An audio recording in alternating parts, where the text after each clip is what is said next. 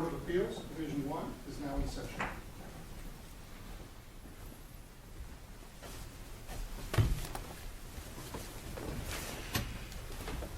Morning. Please be seated.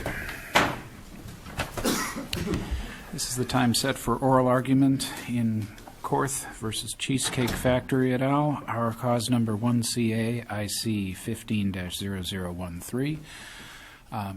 Counsel, I'm sure you're familiar with the procedures here in Division 1. We have conferenced the case, read the briefs thoroughly, and you can bear that in mind as you begin your presentation.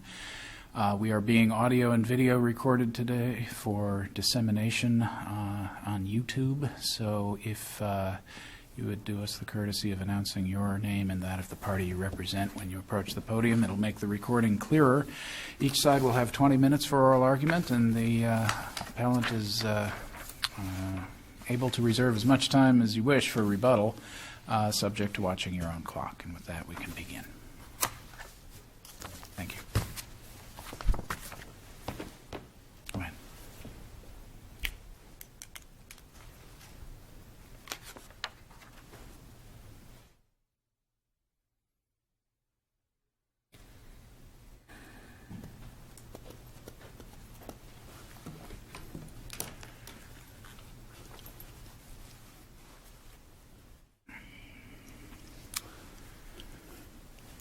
Good morning, Your Honor. I am Vic Stofa. I'm representing the petitioner in this case, Deborah Korth. She was an employee of the Cheesecake Factory.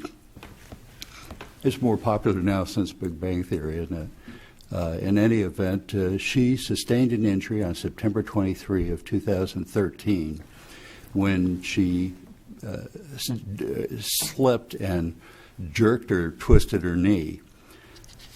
She had some pain, and she tried to live with it for a week or so and eventually sought medical care.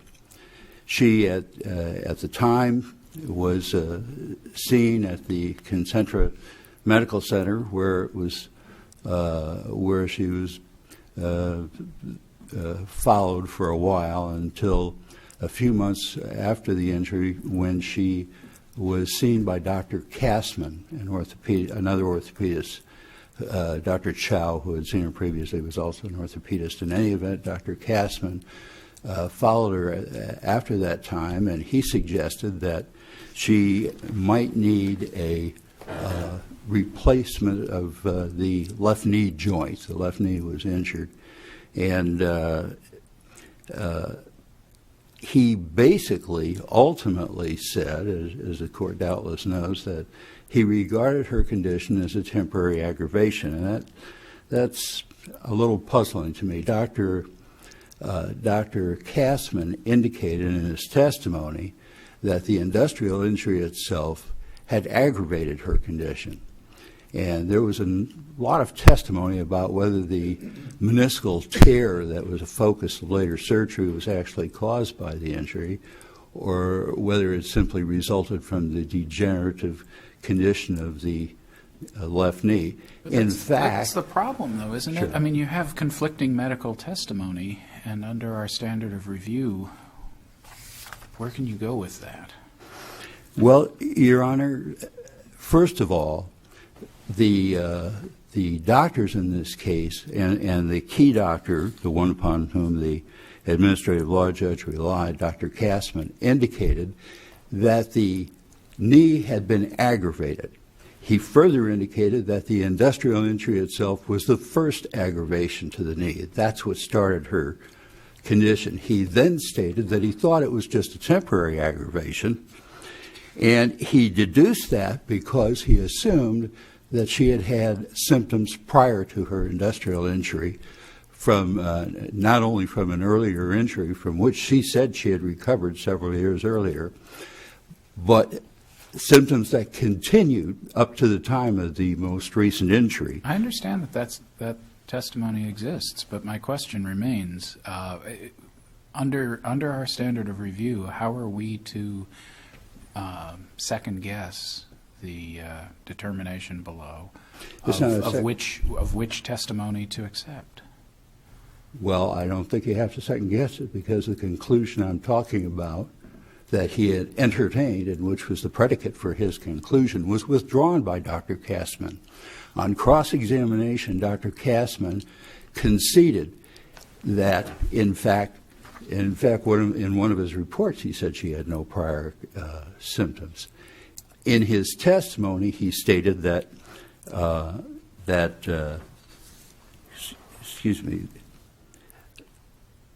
he stated that she had persistent complaints, but then later stated that he didn't know how he came to that conclusion. He said she clearly had some symptoms prior to the industrial injury, and at page 18 of his testimony, he said, I don't have all the records. He then continued to say that it was not described that way. So he's now saying he wasn't told that by the applicant. Well, Mr. Stofa, is it true that that the doctors agreed that this applicant had underlying degenerative joint disease?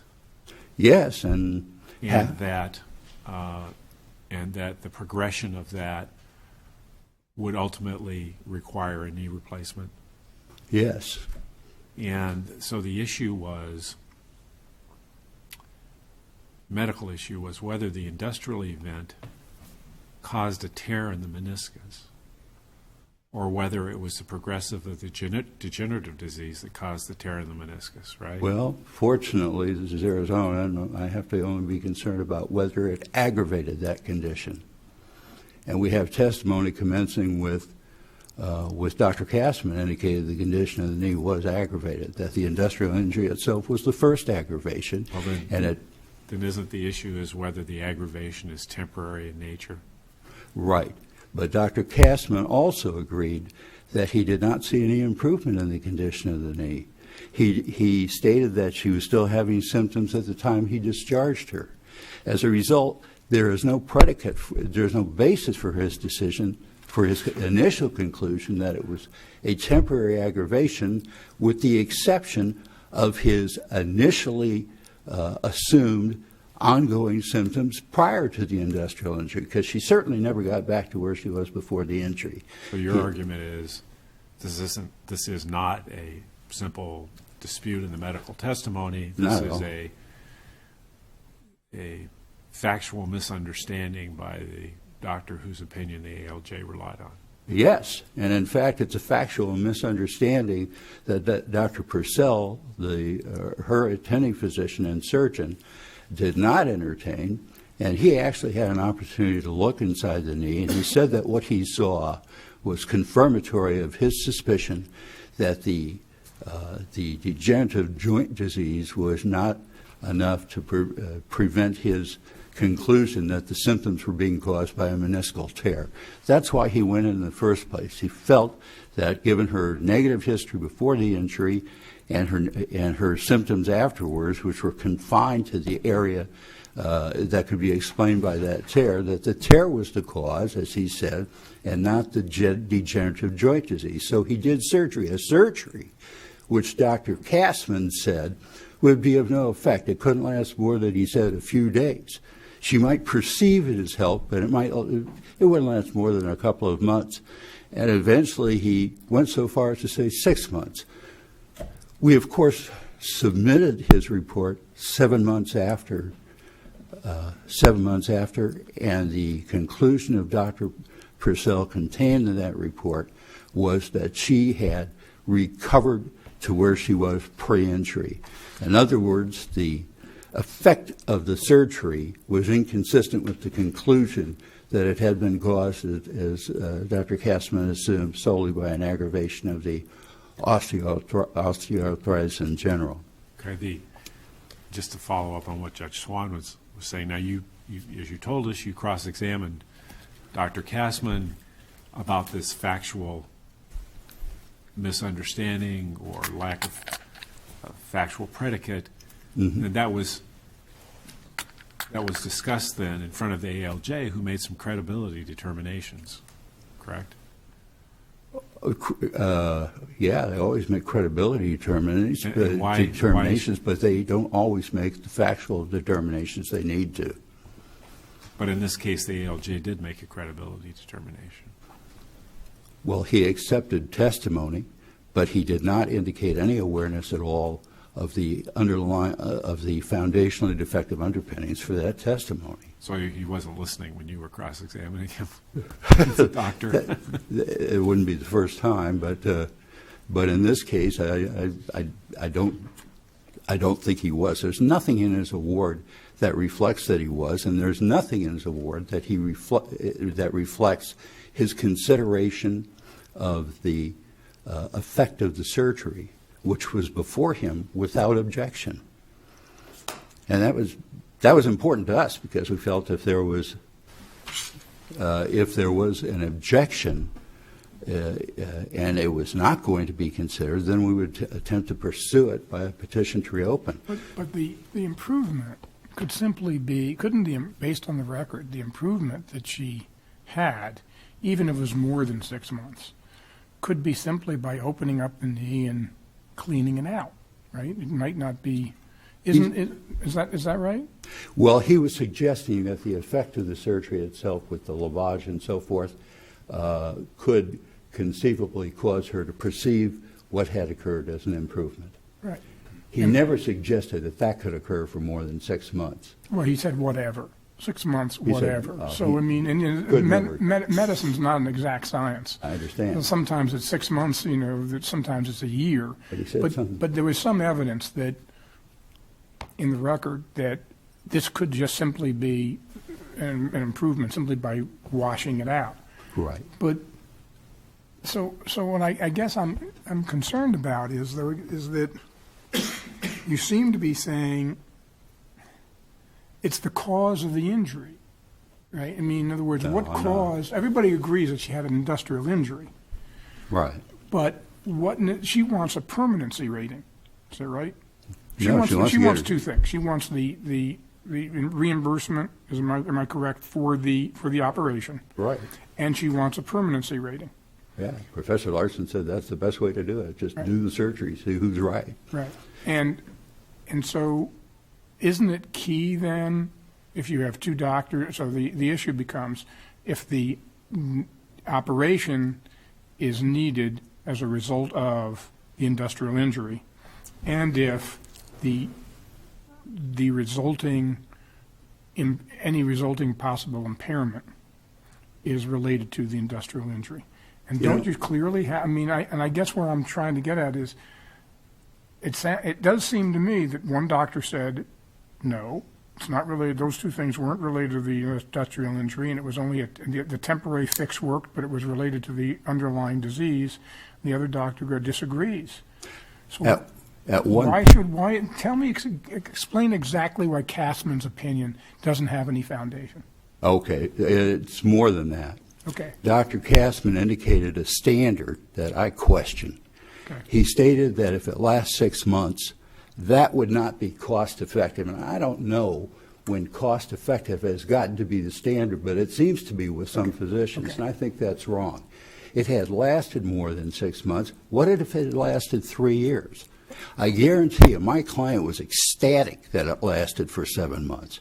She was delighted to be rid of the pain, and to her, the fact that it's not cost-effective is a relative term. Putting aside the cost-effective aspect of it, why is Kassman's opinion, tell me again, why Kassman's opinion about the relationship between the surgery, effects of surgery, and the need for the surgery, and any permanency was not related to the industrial accident? Why that lacked foundation? First off, I want to make it clear. The foundational problem I have with it anyway, because he said the condition was aggravated by the injury, Sure. and he conceded an erroneous foundation for his additional conclusion that the condition was temporary. He assumed there had been symptoms before the injury. There weren't. Well, and I don't think he ever got back to that. Isn't the question, though, whether the condition as aggravated was temporary or not?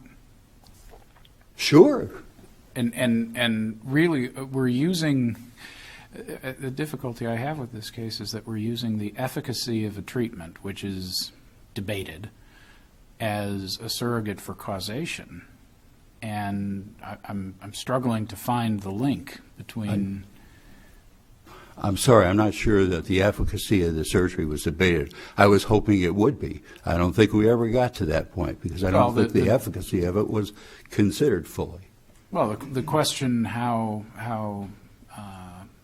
long the benefits of the surgery would last was debated, wasn't it?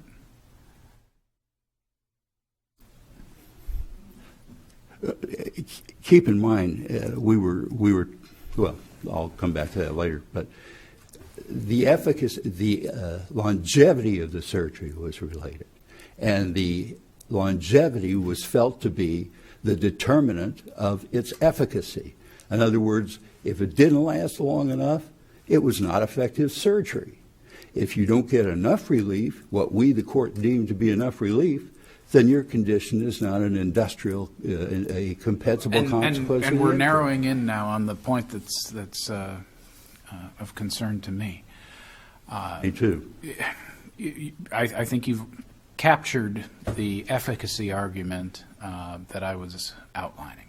Right? You've said if the surgery gives us benefits for 2 days, it wasn't efficacious. If it gives us long term, it was efficacious. But the real question in this case is whether the need for the surgery was caused by the industrial injury. And whether the surgery was sufficiently efficacious doesn't seem to me to be proof of causation. Well, I see what you're saying, but the simple fact of the matter is it is proof of legal causation. We may not be able to prove that the injury caused a change, a material alteration of her degenerative joint disease. But we can prove that there was an aggravation of it. That seems to be conceded. In Arizona, once you prove that, then you have to show that there's been a termination of the aggravation. I submit you don't do it by just claiming that it occurred when you're relying on facts that are inconsistent with that conclusion. Dr. Kassman had assumed she had been having the complaints before. In that type of case, from the defense side, it's a lot easier, certainly easier, to show that it's temporary, because then the burden falls to the applicant to show that they're really worse than they were before the injury. So if I understand your argument, because Dr. Kassman was wrong and she had not had complaints before, any future worsening would have to have a component of aggravation in it. As a matter of logic. I think you could almost add to that it was a component that Dr. Kassman appeared to agree made his conclusion in error. He was concluding that he didn't know where he got it from. He said he hadn't read the papers. As a result, he may say that it's a temporary aggravation, but he did that predicated on facts that he agrees were not before him. Your Honor, I wonder if I could save Certainly 7 minutes. Absolutely.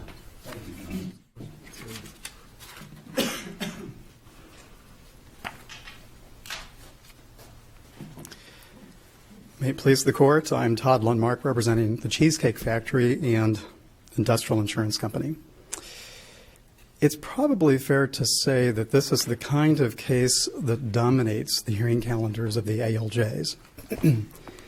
Carrier closed the claim, claimant requested a hearing, we had hearings, doctors testified, they disagreed, the judge resolved the conflict in the evidence.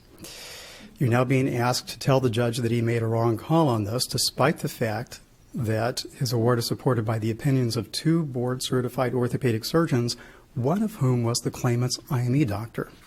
But did they really disagree? I mean, I think that's the point here, and that was the purpose of my original question.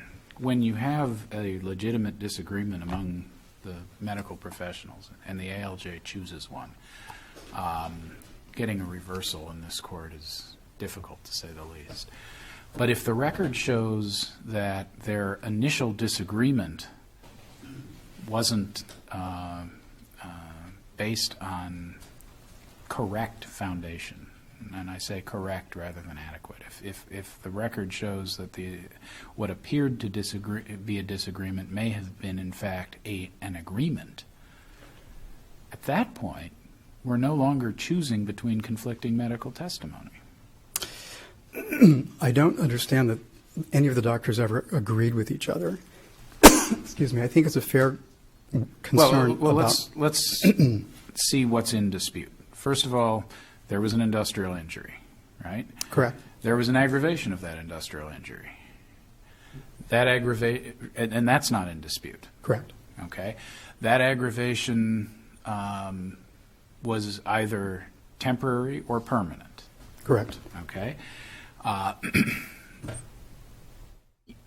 Had she complained earlier of symptoms related to a degenerative disease, then the fact that the aggravation is followed by further complaints would tend to suggest that it was temporary and the degeneration progressed and took on greater significance over time, correct? Correct. If she had not complained before of problems, then the inference is that the aggravation led to the subsequent complaints. Is that correct? Let me suggest to you that that makes sense from a lay perspective, and I get that. It's ultimately for the doctors to tell us what makes sense from their perspective. So let me address the foundational argument, because I think that's the thrust. It is for the doctors, but they would have to testify as to a basis for their opinion. And I think they did. Okay, let's So hear that. at the hearing, Dr. Kassman indeed made some comments about recalling that she had had some trouble with that left knee even before the industrial accident. And as the testimony wore on, he kind of tempered that, and he said, well, they were pretty minor complaints before the accident. If you look at his contemporaneous medical records, he clearly documented the history that she wants the court to accept, which is she had the accident in 2009, treated briefly, did well, and then this accident happened. That was the history as Dr. Kassman understood it when he discharged her in September of 2013. Keep in mind also that this was also the history that Dr. Sashrabudi understood from her when he saw her in February 2014, and that was not IME. In the typical case, I'm defending one of the closures based on an IME. In this case, I had the attending physician on my side. Dr. Sashrabudi also understood from her that before this accident she was doing fine, and that her symptoms started with this accident and persisted. Well, what's the significance of this? I would suggest to the court that despite the fact that the two orthopedic surgeons understood that history, that was not the key factor for them. The key factor for them was what they were seeing radiographically and what they understand about the natural progression of degenerative joint disease. I get that from a lay perspective, you make the analysis the court is making before the court, but ultimately you throw that to the doctors and you ask them to comment on it. And that history seems not to have impressed either one of those doctors. It would have been error for the administrative law judge to say, despite those opinions, his own lay opinion is superior. Couldn't be done.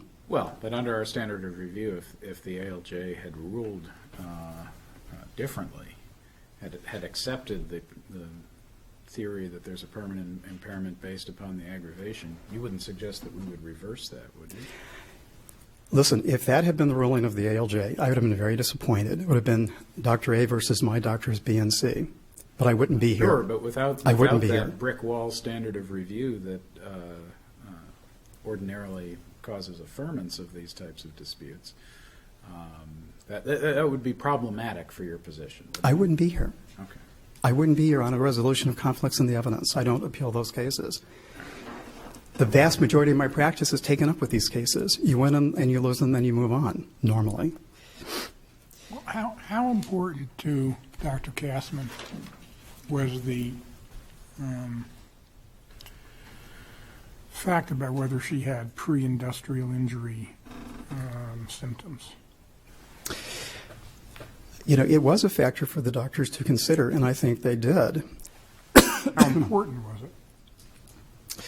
Well, I don't think it was so important that it convinced either Dr. Kassman or Dr. Sashrabudi that this was anything other than a temporary aggravation. Is it fair to say, I'm reading from the opening brief, page 14, is it fair to say Dr. Katzman was later asked about the considered medical records and testified, honestly, I don't know that I read the records, since the only thing that was relevant to him was his discussion with and examination of the patient together with diagnostic testing. Is that a fair statement? It's a fair statement as far as it goes, but it's a little bit out of context, and let me tell you why. Dr. Katzman is not one of the normal forensic physicians who testify frequently, so he was a little loosey-goosey, I'd have to say, when he testified. What he was saying in context was he had not looked at the Concentra records. I'm sorry, what? He had not reviewed the Concentra records. Concentra will start with a patient and will eventually pass them on to orthopedists, which is what happened here. By the time he testified in the case, I had supplied him with records from Dr. Purcell and from Dr. Sashabudi. He had those records. The records he was referring to were the Concentra records, which were probably less significant to him because they were the records from the primary caregivers and not fellow orthopedists. That's my impression of our record. But regardless of what the record showed, was his opinion based primarily on the radiographic, the diagnostic testing, and the discussion and examination of the patient? Oh, I think so, certainly. The claimant had an MRI scan less than 2 months after her accident. With all due respect to Dr. Purcell, who said it showed mild changes, 2 other orthopedic surgeons said it showed advanced degenerative changes in the medial compartment of the knee, which is the compartment that Dr. Purcell operated on. Those changes don't happen in the space of 7 weeks. Those were there for a long, long time and took years to develop. I think that was the key factor for Drs. Katzman and Sashabudi. I wanted to address just for a moment the question about, well, she went ahead and had surgery, so therefore it was all related to the original accident.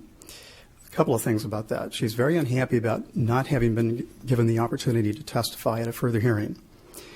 We had our first hearing in May of 2014. She had her surgery the week later. In August of 2014, according to Dr. Purcell, he saw her and she was doing great. The 2 doctors testified the following September. If it was such a major issue for her, why didn't she write to the judge and say, I'd like to appear at the last further hearing and give testimony? She wasn't at that last hearing. If it was so important for her, where was she? The second thing is, she got the evidence in. Dr. Purcell talked about her response to surgery. She submitted evidence after the award came out. She submitted evidence to this court that wasn't before the administrative law judge. I think she's made her point about thinking that she did so well with the surgery. But my point is whether the surgery was reasonably indicated, and Dr. Katzman felt very, very strongly about this. With such a hugely degenerated knee, a meniscectomy was going to be a stopgap. Don't do it. Wait till the time for total knee replacement. But whether that was a good call or not by Dr. Purcell, and whether she did well or not, the question is still, did Dr. Purcell address pathology that was reasonably related to the original accident? And if the answer to that question is no, then I submit it really doesn't matter whether she did well with that procedure. Ultimately, this was a straightforward conflict in the evidence. Doesn't that get back to Judge Swan's question? That it sounds like the claim is trying to substitute efficacy of the operation for causation. I think so. Yes, absolutely. My bottom line for you is this was a simple conflict in medical evidence. And as I said earlier, if the judge had gone the other way, I would have been disappointed. I've been disappointed plenty of times. I would not be here. It's for the ALJ to make that call. Thank you. Thank you.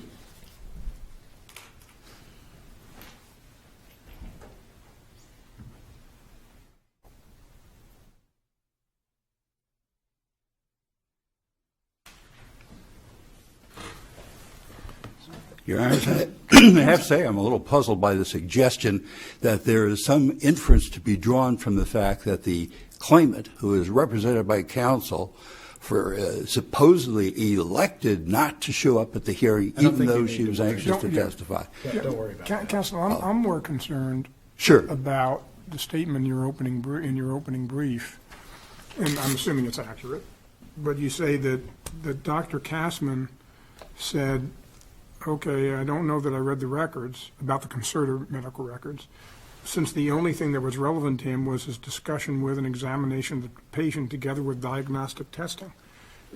Are you implying there that there was no foundation for Dr. Katzman's opinion because he had to have considered the concerted records, and he cannot rely on his own examination of the patient and review of the diagnostic testing? They got the examination wrong, Your Honor. Well, that's what he said. I know, but basically he presumed that when I asked him, where'd you get this idea? He said that, I must have seen the records, and he said, no, I didn't see the records. And by the way, with regard to your comment, you can look at the citations. All of those comments are quotes. I'm assuming it's accurate. Sure. But the fact is that the applicant never told him what he had assumed she told him. I understand that, but if he says, I'm relying on the my examination of the patient, in my review of, together with the diagnostic testing, is your suggestion that even if he hadn't read the records or had a misunderstanding about the records, that he can't rely on his own examination and diagnostic testing?